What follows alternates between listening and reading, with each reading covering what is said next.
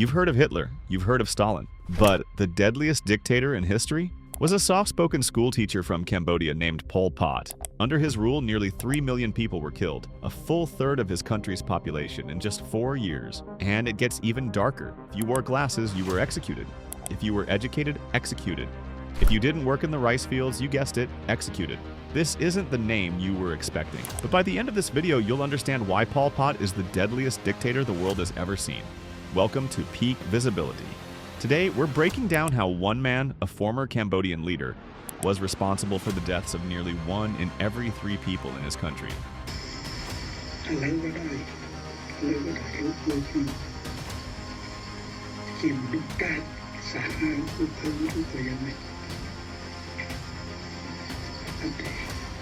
You've probably heard the quote, "Hard times create strong men. Strong men create good times create weak men, and weak men create hard times." It sounds deep until you realize how useless it is at explaining what happened here.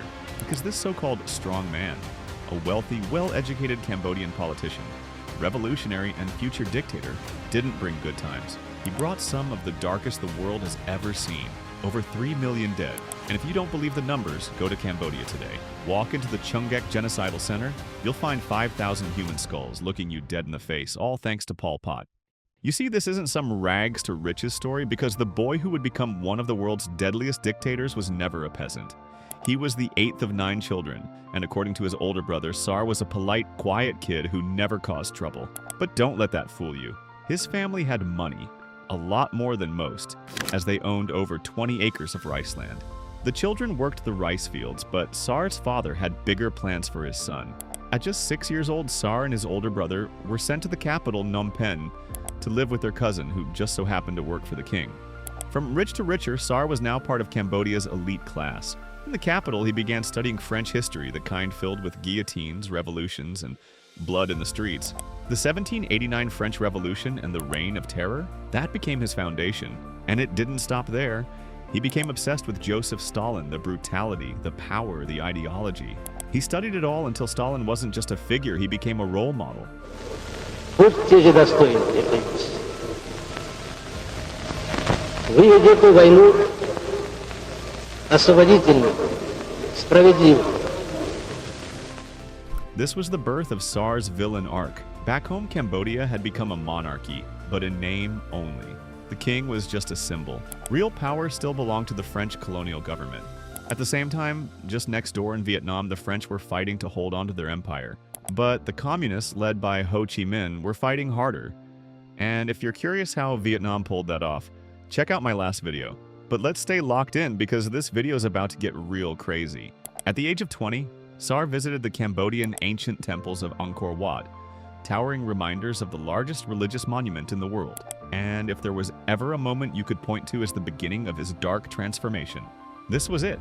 Because decades later, in 1977, he would say, "If our people could build Angkor Wat, they could do anything. We must revive our national soul and pride in order to defend the nation, build the country well, and preserve it forever." Sound familiar? Well, here's how it started. In 1949, Sar earned a scholarship to study at an elite engineering school in Paris. For a while, everything seemed normal. He went to class, walked the boulevards, and talked with the Paris citizens. But that soon changed once he met these 2 fellow Cambodian students. And in the back corners of cafes and quiet apartments, ideas were shared. Over time, those conversations split into 2 sides. One group believed independence from France could be won peacefully. The other believed in chaos, terror, and revolution. By the time Sar returned home in 1953, he had made his choice. He chose violence. Back in Phnom Penh, he lived a double life. By day, a quiet history teacher in a school classroom. By night, a rising figure in the political underground, recruiting, organizing, connecting with everyone from intellectuals to rice farmers, all for one purpose, revolution. Around this time, he met Nuon Chea, the man who would later become like his right hand. Chea would later say that Sar had a gift, the ability to make anyone listen. His words were simple, but they stuck, especially with the working class.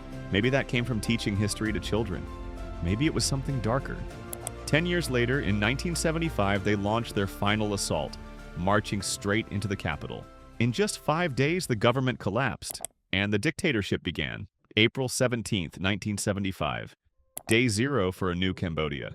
Strangely, the people welcomed the Khmer Rouge at first, hungry for change. But the smiles didn't last. What came next was horror. When the Khmer Rouge marched victoriously into Phnom Penh, no one knew how they would rule Cambodia.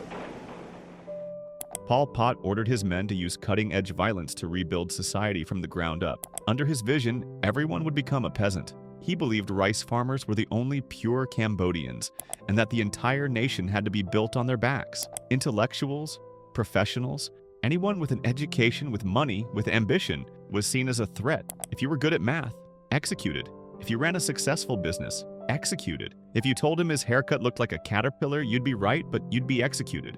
At some point, he even just started randomly killing off people with bad eyesight, because he thought the glasses they wore made them look intelligent, and he didn't like that.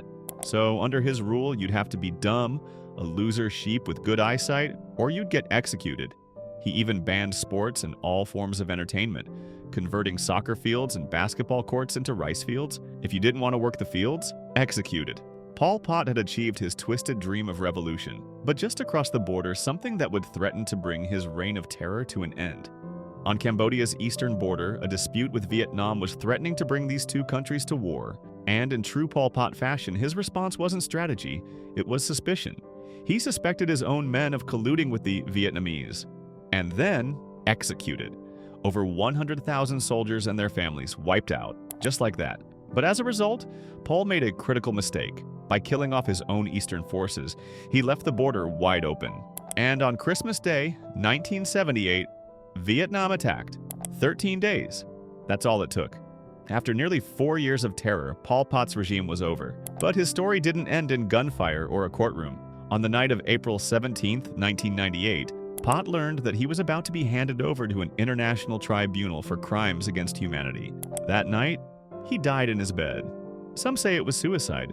Others say it was poison. Either way, he never faced justice. But the consequences of his actions remain. Nearly 3 million people dead, millions more traumatized, entire generations scarred, economically, emotionally, and spiritually. To this day, the effects ripple through Cambodia's families and future. Pol Pot wasn't just a dictator. He was a madman, the deadliest to ever live.